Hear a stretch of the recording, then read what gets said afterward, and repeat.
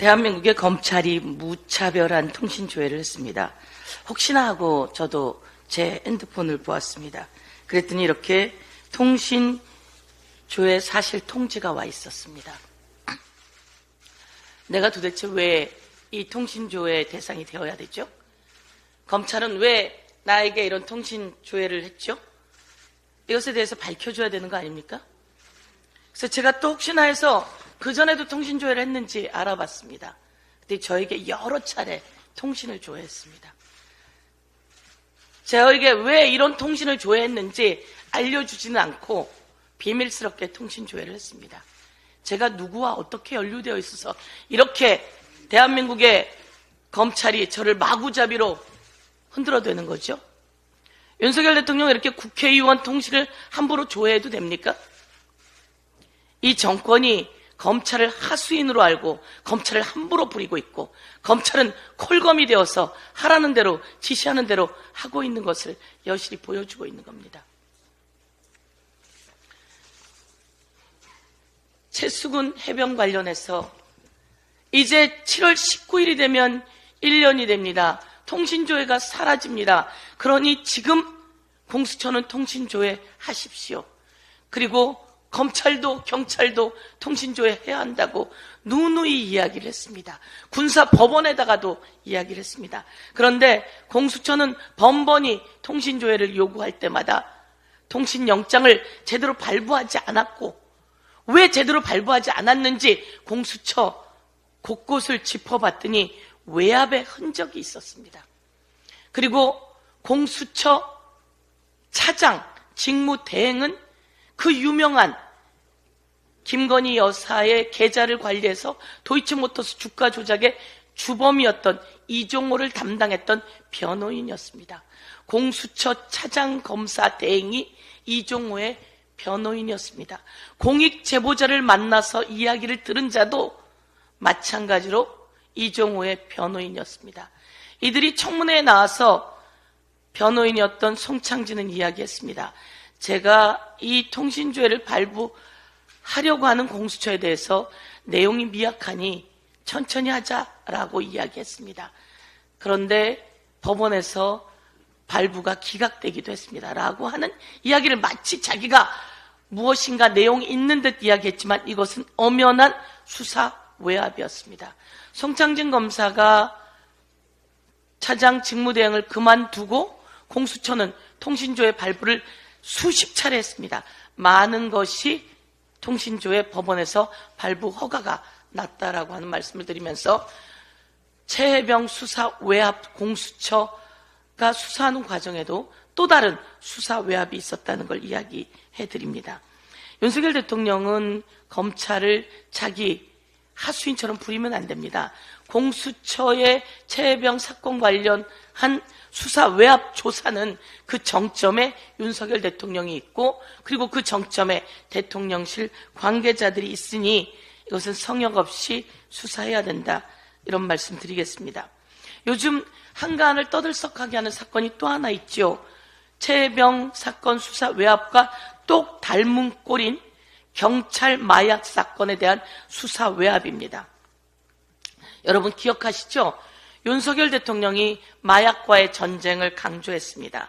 마약과의 전쟁을 강조했던 한동훈이 있었습니다. 한동훈은 이렇게 이야기합니다. 법무부 장관 시절 마약과 전쟁하듯이 마약을 잡겠다고 이야기했습니다.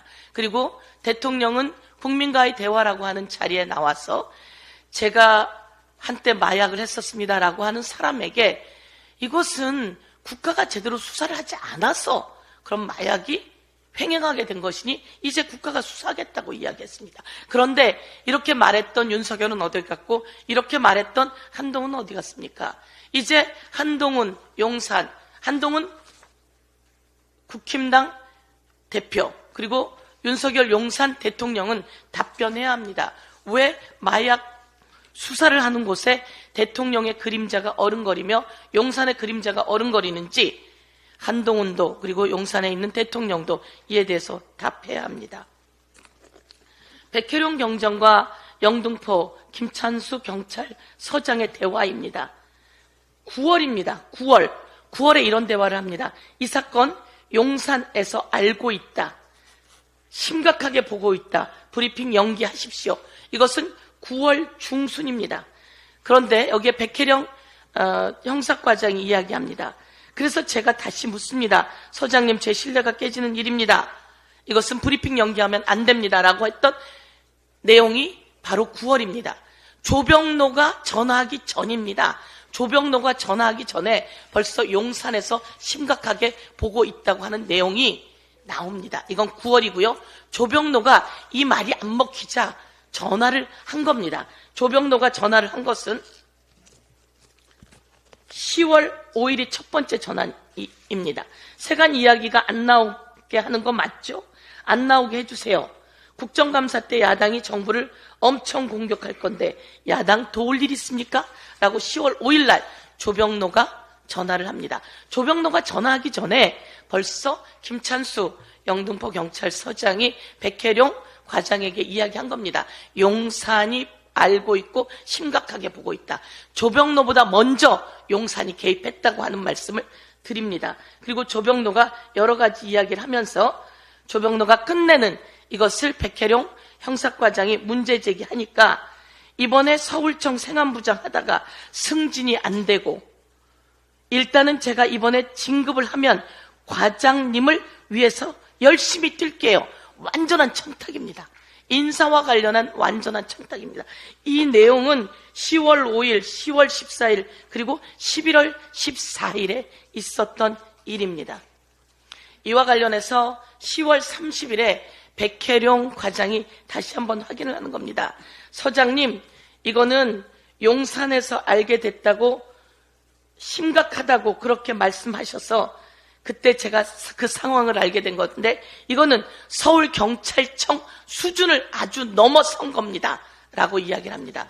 그때 만약에 영등포 경찰서장이 자기의 판단이었다면 내 판단이야 라고 이야기를 했을 겁니다. 근데 답변은 그렇게 이야기하니까 이라고 답변을 하죠. 제가 여기서 드리고 싶은 말씀은 이겁니다. 왜 마약 수사를 하는데 용산이 개입했죠? 용산이 이쯤 되면 답변해야 되는 거 아닙니까?